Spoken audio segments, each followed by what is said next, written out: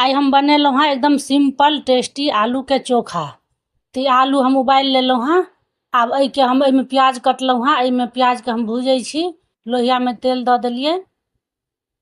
आब एहिमे दै छी जीर, सूखा मिरचाई।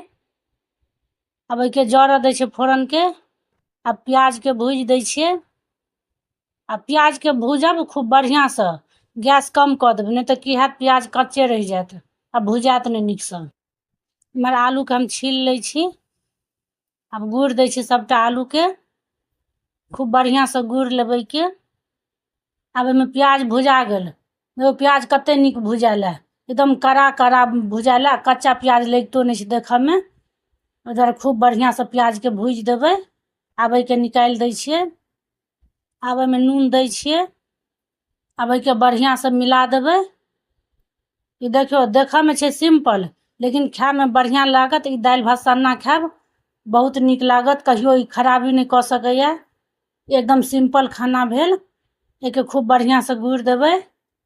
अब ई सन्ना बन गेल। अब एके बना के हम राख दै छियै। वीडियो नीक लागत तऽ अहाँ सब लाइक कऽ देबै, चैनल के सब्सक्राइब कऽ देबै। धन्यवाद।